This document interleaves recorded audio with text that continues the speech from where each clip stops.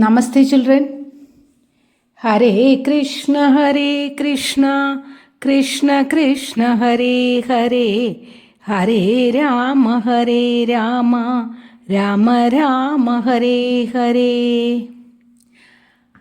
അയോധ്യയുടെ രാജവീഥികളിൽ മധുരം പടർത്തിയൊഴുകുന്ന സരയൂ നദിയുടെ തീരത്തേക്ക് നമുക്കൊന്ന് യാത്ര പോകാം. അവിടെ ഭാരതീയ സംസ്കാരത്തിൻ്റെ ആത്മാവായ ശ്രീരാമചന്ദ്രൻ്റെ ബാല്യകാലം ഒരു പുഷ്പം വിരിയുന്നത് പോലെ സുഗന്ധപൂരിതമായി മാറുകയായിരുന്നു. കേവലം ഒരു രാജകുമാരൻ്റെ വളർച്ചയല്ല, മറിച്ച് ധർമ്മം മനുഷ്യരൂപമെടുത്ത ആ പുണ്യകാലത്തിൻ്റെ സ്മരണകളിലേക്ക് ഏവർക്കും സുസ്വാഗതം. ഭക്തിയും ജ്ഞാനവും ഒത്തുചേരുന്ന ഈ രാമായണ ചിന്തകളിലേക്ക് നമുക്ക് കാതോർക്കാം. മുൻഭാഗത്തിൽ നമ്മൾ കണ്ടതുപോലെ പുത്രകാമേഷ്ടി യാഗം സമാപിച്ചതിന് ശേഷം ദിവ്യഋഷിയായ ശൃംഗി മഹർഷി രാജാവായ ദശരഥന് ദിവ്യമായ ഒരു പായസപാത്രം അനുഗ്രഹിച്ചു. പൊൻവർണ്ണത്തിൽ തിളങ്ങുന്ന ആ മധുരമുരുകിയ സൂര്യപ്രകാശം പോലെ ദീപ്തിയാർന്നതായിരുന്നു. ദിവ്യസുഗന്ധങ്ങൾ നിറഞ്ഞ അതിൽ ജീവന്റെ വാഗ്ദാനം തന്നെ അടങ്ങിയിരിക്കുന്നത് പോലെ തോന്നി. ആ പുണ്യപായസം 3 രാജ്ഞിമാരും ആനന്ദത്തോടെ പങ്കുവച്ചു. അവരുടെ ഹൃദയങ്ങളിൽ പ്രതീക്ഷയും പ്രാർത്ഥനയും നിറഞ്ഞ് സന്താന സൗഭാഗ്യത്തെ ആകാംക്ഷയോടെ കാത്തിരുന്നു. കാലം സ്വർണ്ണ നിമിഷങ്ങളായി ക്രമപൂർവ്വം കടന്നുപോയി. പ്രതീക്ഷയും സന്തോഷവും നിറഞ്ഞ ദിനങ്ങൾ കൊട്ടാരം ദൈവിക ആനന്ദത്താലും ഭക്തിയാലും നിറച്ചു. ഒരു ദിവസം രാജാവ് ദശരഥൻ രാജ്യസഭയിലെത്തുമ്പോൾ രാജസേവകന്റെ ആവേശഭരിതമായ ശബ്ദം കേട്ടു. മഹാരാജാവേ, മഹാറാണി കൗസല്യയ്ക്ക് ഒരു പുത്രൻ പിറന്നിരിക്കുന്നു. ദീർഘനാളത്തെ കാത്തിരിപ്പിൻ്റെ ആ വാർത്ത കേട്ടതോടെ രാജാവിൻ്റെ കണ്ണുകളിൽ ആനന്ദാശ്രുക്കൾ ഒഴുകി. അദ്ദേഹം അതിവേഗം ശിശുവിനെ കാണാൻ പുറപ്പെട്ടു. മഴമേഘം പോലെ ശ്യാമലവും ചന്ദ്രപ്രകാശം പോലെ ശാന്തവുമായ ദിവ്യ കരുണ നിറഞ്ഞ ആ ശിശുവിനെ കണ്ടപ്പോൾ രാജാവിൻ്റെ ഹൃദയം ആനന്ദത്താൽ നൃത്തം ചെയ്തു. ദിവ്യ നിഷ്കളങ്കതയോടെ പുഞ്ചിരിക്കുന്ന ആ കുഞ്ഞ് കൗസല്യയുടെ കണ്ണുകൾക്ക് പോലും വിശ്വസിക്കാനാകാത്ത അത്ഭുതമായിരുന്നു. കൗസല്യാദേവി തൻ്റെ നവജാത ശിശുവിനെ അത്ഭുതഭരിതമായ കണ്ണുകളോട് നോക്കി. അവളുടെ ഹൃദയം ആനന്ദത്താൽ നിറഞ്ഞു. മനസ്സ് ദൈവസ്പർശം അനുഭവിച്ചു. ഈ കുഞ്ഞിൽ ആ മാതാവ് എന്തോ അതിസാധാരണമായതല്ലാത്ത ഒരു മഹത്വം അനുഭവിച്ചു. ശാന്തത, മൃദുലമായ ദിവ്യപ്രകാശം, കുഞ്ഞിൻ്റെ പ്രായത്തെക്കാൾ അപ്പുറമുള്ള ഗാഠജ്ഞാനം. ഇവൻ സാധാരണ ശിശുവല്ല.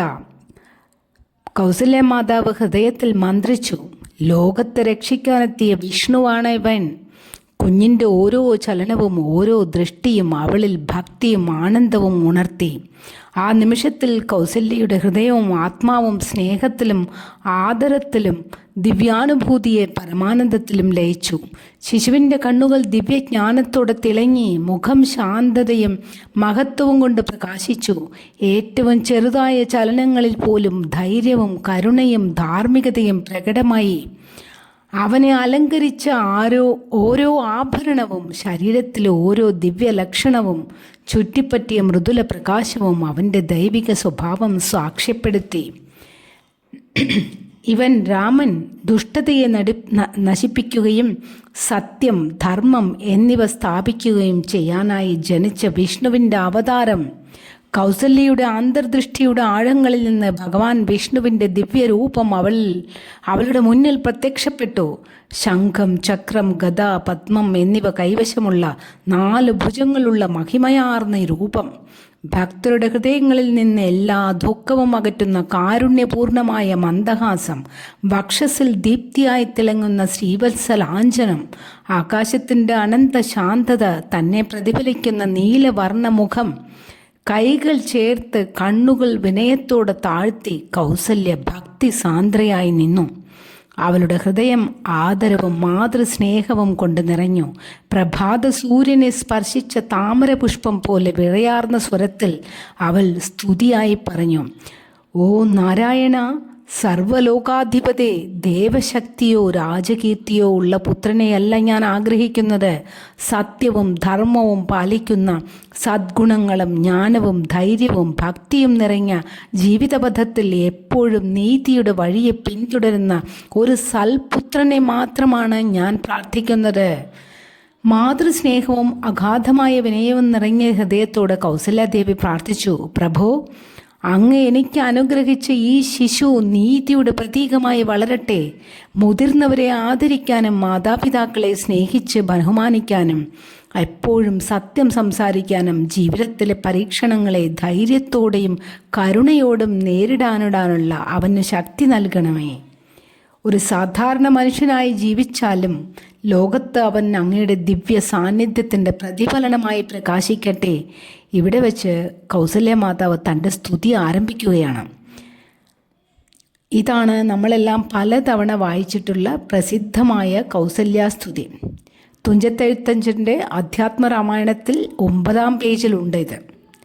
നമസ്തേ ദേവദേവ ശംഖചക്രാബ്ജധാര നമസ്തേ വാസുദേവ മധുസൂദനാ ഹരേ. ദേവന്മാരുടെ ദേവനായ ഭഗവാനെ, നിനക്കു നമസ്കാരം. ശംഖവും ചക്രവും പദ്മവും ധരിച്ചവനെ നമസ്കാരം. വാസുദേവ, മധുസൂദന, പരമേശ്വര, നിനക്കു വന്ദനം. ദേവലോകാധിപനായ പത്മനാഭ, ശംഖചക്രഗജ പത്മധാരിയെ, സകല ലോകങ്ങളിലും വ്യാപിച്ചിരിക്കുന്ന അന്തർവ്യാപിയായ പരമാത്മാവേ, എൻ്റെ വിനീതമായ പ്രണാമങ്ങൾ ഞാൻ അർപ്പിക്കുന്നു. ഗാഠമായ മാതൃസ്നേഹത്തിൽ ലയിച്ച ഹൃദയത്തോടെ കൗസല്യാദേവി ആ നിമിഷത്തിൽ പ്രഖ്യാപിച്ചു, എൻ്റെ മകൻ ഈ സകല ബ്രഹ്മാണ്ടത്തിൻ്റെയും സാരസമ്പൂർണമായ സ്വരൂപം തന്നെയാണ്. കൗസല്യാസ്തുതിയിൽ മാതാവായ കൗസല്യ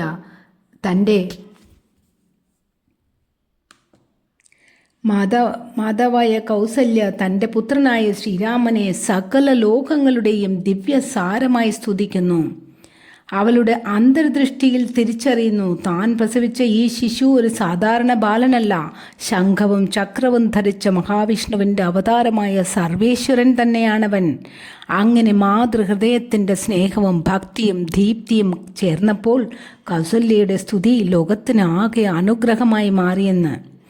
കൗസല്യാദേവി തൻ്റെ പുത്രനായ ശ്രീരാമചന്ദ്രൻ്റെ പരമാത്മസ്വരൂപം തിരിച്ചറിഞ്ഞ നിമിഷത്തെക്കുറിച്ച് ഇങ്ങനെ പറയാം. കൗസല്യാദേവി പുത്രവാത്സല്യത്തിൻ്റെ മറ നീക്കി തൻ്റെ മുന്നിൽ നിൽക്കുന്നത് കേവലം ഒരു ബാലനല്ല, മറിച്ച് പ്രപഞ്ചത്തിൻ്റെ ആധാരമായ പരബ്രഹ്മമാണെന്ന പരമസത്യം ജ്ഞാനദൃഷ്ടിയാൽ കൗസല്യമാതാവ് തിരിച്ചറിഞ്ഞു. അയോധ്യയുടെ രാജവീഥികളിൽ സമയം തേൻ തുള്ളി പോലെ ഇറ്റുവീണുകൊണ്ട് അലസമായി മന്ദം ഒഴുകി. സരയൂ തരംഗങ്ങളുടെ സ്നേഹവായ്പിൽ കുളിർച്ചൂടിയ നഗരം ഒരു വെള്ളി നക്ഷത്രം പോലെ ദീപ്തിയാർന്ന് വിളങ്ങി. പൂത്തുലഞ്ഞ പുഷ്പങ്ങൾക്കിടയിൽ സാവധാനം ഒഴുകി കാറ്റുപോലെ ജീവിതം ചലിച്ചു. ആകാശം പോലും ആനന്ദിച്ചു. ദിവ്യസംഗീതധാരകൾ പെയ്തിറങ്ങി. ആ ദൈവികോത്സവത്തിൽ നക്ഷത്രങ്ങൾ പോലും താളം പിടിച്ചു നൃത്തം ചെയ്തുവെന്ന് അയോധ്യയുടെ രാജഗുരുവും മഹർഷിയായ വസിഷ്ഠാചാര്യൻ രാജാവ് ദശരഥനോട് പറഞ്ഞു. ഈ പുത്രന്മാർ രാജ്യം പാരമ്പര്യമായി കൈപ്പറ്റാനുള്ള അവകാശികൾ മാത്രമല്ല, ഇവർ ധർമ്മത്തിൻ്റെ ഉപകരണങ്ങളാണ്. ഇവരുടെ കർമ്മങ്ങളിലൂടെ ലോകം സുഖപ്പെടും, അധർമ്മത്തിൻ്റെ നിഴൽ അകറ്റപ്പെടും. സദ്ഗുണങ്ങളുടെ സംഗമ ഭൂമിയായി ലോകത്തിന് വഴികാട്ടുന്ന ഒരു ദിവ്യ ജ്യോതിസായി രാമൻ വളർന്നു വന്നു. കരുണയാൽ നിറഞ്ഞ ഹൃദയം, പ്രഭാത കാറ്റുപോലെ സൂക്ഷ്മവും എളിമയുമുള്ള ബുദ്ധി, ശാശ്വത പർവ്വതങ്ങളെപ്പോലെ ദൃഢമായ ആത്മാവ്, അവയെല്ലാം അവനിൽ ഒന്നായി ലയിച്ചു. അവൻ്റെ അരികിൽ ലക്ഷ്മണൻ നിന്നു. ഓരോ ചിന്തയും ഓരോ ഗുണവും പ്രതിഫലിപ്പിക്കുന്ന അചഞ്ചല ധൈര്യത്തിൻ്റെ സഖാവായി മാറി. രാമപ്രഭ, അയോധ്യയുടെ പുണ്യോദയം. സ്വർണ്ണ നഗരമായ അയോധ്യയിൽ 4 രാജകുമാരന്മാരുടെയും ബാല്യം സൗമ്യമായ സൂര്യോദയം പോലെ വിരിഞ്ഞു.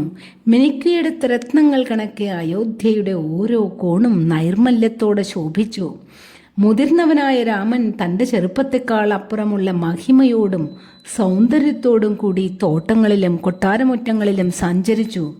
അവൻ്റെ ചിരി രാജമന്ദിരത്തിലുടനീളം വെള്ളിമണികളുടെ നാദം പോലെ മുഴങ്ങി. അവൻ്റെ കണ്ണുകളിൽ ജ്ഞാനത്തിൻ്റെയും കരുണയുടെയും ശാന്തജ്വാല തെളിഞ്ഞു. ഭക്തിയുടെ നിഴൽ പോലെ ലക്ഷ്മണൻ എപ്പോഴും അവനെ അനുഗമിച്ചു. അവൻ്റെ ധൈര്യവും ക്ഷമയും സ്വന്തമാക്കി വളർത്തി. ഭരതൻ മുതിർന്ന സഹോദരൻ്റെ സദ്ഗുണങ്ങളെ ഹൃദയത്തിൽ ആഴത്തിൽ ഉൾക്കൊണ്ടു. ശത്രുഘ്നൻ്റെ ചിരിയും വീര്യവും സഹോദര ബന്ധത്തെ കൂടുതൽ ശക്തമാക്കി. മഹർഷിമാരുടെ കരുണാർദ്രമായ ഉപദേശങ്ങൾ ആ സഹോദരങ്ങളുടെ ജീവിതത്തിന് വഴിവിളക്കായി ഭവിച്ചു. വസിഷ്ഠന്റെ വാക്കുകൾ കുഞ്ഞുങ്ങളുടെ ഹൃദയത്തിലേക്ക് ഒഴുകിയ ജ്ഞാന നദികളായിരുന്നു. ഒരിക്കൽ അത്യന്തം ഗൗരവമേറിയതും എന്നാൽ പ്രശാന്തവുമായ സ്വരത്തിൽ അദ്ദേഹം രാമനോട് ഇപ്രകാരം അരുളി ചെയ്തു: രാമ, നീ കേവലം ഒരു കിരീടം ചൂടാനല്ല ജന്മമെടുത്തത്, മറിച്ച് ലോകം ഇരുളിലാഴുമ്പോൾ ധർമ്മത്തിൻ്റെ ജ്വലിക്കുന്ന ദീപമായി ഉയരാനാണ്. സദ്ഗുണമില്ലാത്ത കരുത്ത് അമ്പില്ലാത്ത വില്ല് പോലെയാണ്. അതിന് സംരക്ഷിക്കാനോ ഭരിക്കാനോ ആവില്ല. അത് വെറുമൊരു ശൂന്യത മാത്രമായി അവശേഷിക്കും. അധികാരം വെറും ഒരു അലങ്കാരമല്ല, അത് ലോകത്തിൻ്റെ ഇരുളകറ്റാൻ സ്വയം എരിയേണ്ടുന്ന ധർമ്മദീപമാണ് എന്ന് സാരം. അങ്ങനെ ബാല്യത്തിൻ്റെ സൗമ്യതയിൽ തന്നെ രാമൻ്റെ ജീവിതം ധർമ്മത്തിൻ്റെ ദീപ്തമായ പാതയിലേക്ക് നയിക്കപ്പെടുകയായിരുന്നു. അയോധ്യയ്ക്ക് സമീപമുള്ള കാടുകൾ അവർക്ക് കളിസ്ഥലവും പാഠശാലയുമായി മാറി. ഇലകൾ പുഞ്ചരിക്കുന്ന വൃക്ഷങ്ങൾക്കിടയിലും നദികൾ മൃദുവായി ഒഴുകുന്ന പാതകളിലും രാജകുമാരന്മാർ കാറ്റിൻ്റെ ഗാനങ്ങൾ കേട്ടു, പക്ഷികളുടെ രഹസ്യങ്ങൾ പഠിച്ചു, ഭൂമിയുടെ നിശബ്ദ ഉപദേശങ്ങൾ ഹൃദയത്തിൽ ഏറ്റുവാങ്ങി. ഓരോ ദിവസവും കടന്നു പോകുമ്പോൾ രാമൻ വളർന്നു. ശാരീരികമായ ശക്തിയിലും ജ്ഞാനത്തിലും മാത്രമല്ല, ദൈവികതയുടെ ശാന്തമായ മഹത്വത്തിലും.